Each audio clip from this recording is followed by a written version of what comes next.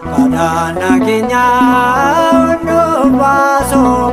Akami dagana isani farso Ergamoni wakayo no ararso Kena gudagabo kana mabuso Kadana kinya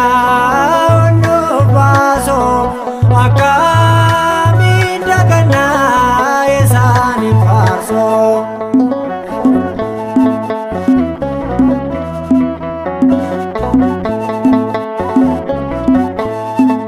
Umama kuya dilbata ergamota Kai lamba kono mela dojo pamota Afo bian karkarte rakoshe obate Afale poise kandafte bararte Ergamone wakayo no ararso Kena gudagabo kana mabuso Kadana kinya undu baso Akami dagana isani farso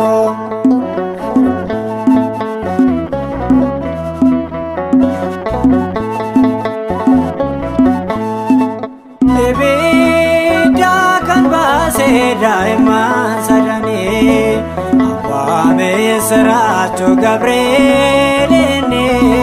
Kirkosin gargaro kandabe kakabe Sati matete nyutre binabe Ergamoni wakayo no ararso Kena gudagabo kana mabuso Kadana kinya undu baso Akami dagana isani farso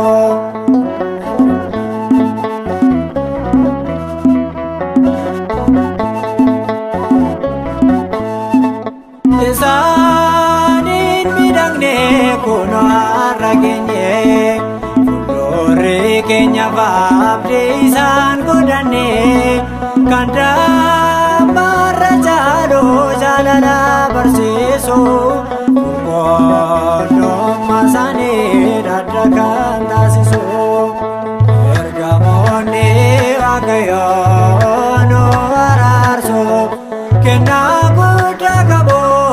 kana mabuso Kadana kinya undu baso Akami dagana isani farso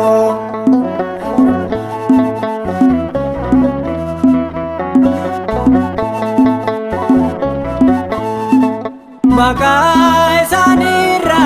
kanjero anggafalu bota Coba bota kadatu isan gol kulota Kuya murtini dofo irmana kabu Shakitota adabo fango buddha kabu Ergamoni wakayo no ararso Kena gudagabo kana mabuso Kadana kinya undu baso Akami dagana isani farso Ergamoni wakayo no ararso Kena gudagabo kana mabuso Kadana kinya undu baso Akami dagana isani farso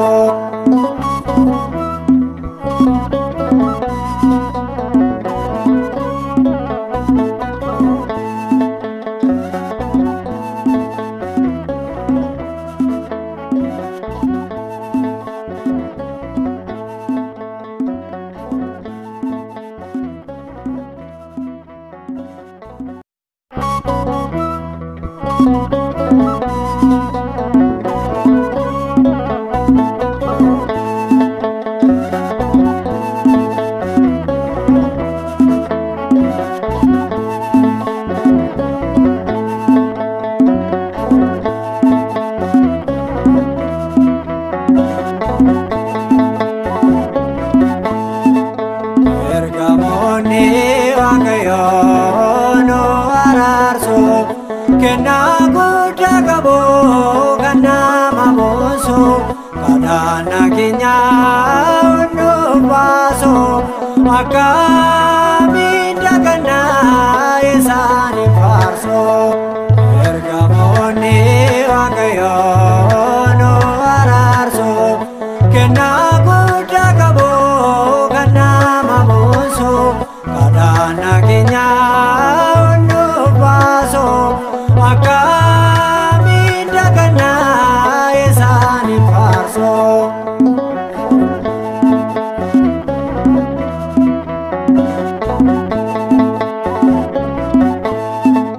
Uumama guyyaa dilbataa ergamoota Mikaa'el abbaa konomila cuubbamoota afoomiyaan gargaartee rakkoo ishee hubattee gaafa dhibboo ishee kan daftee baraarte. Ergamoonni Waaqayyoo nu araarsu kennaa guddaa qabu kan nama boonsu kadhannaa keenya hunduuf baasu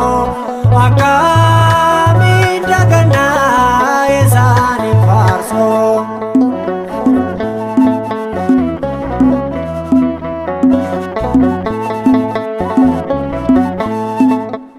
Ibidda kan baasee daa'imman sadanii abbaa siraachuu Gabreelinni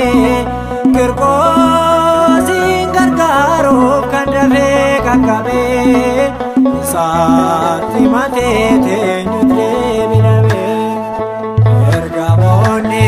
Waaqayyoo nu araarsu kennaa guddaa qabu kan nama boonsu kadhannaa keenya hunduuf baasu akkamiin dagannaa isaaniif faarsu.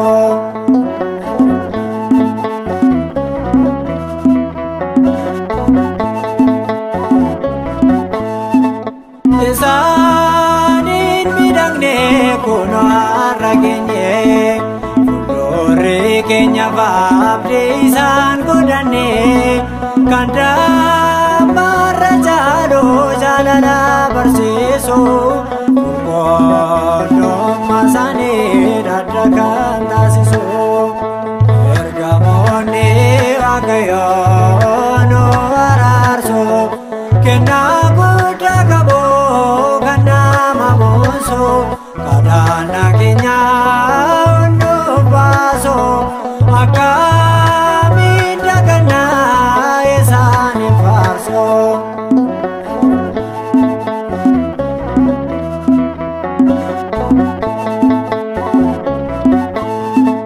Maqaa isaaniirraa kan jiru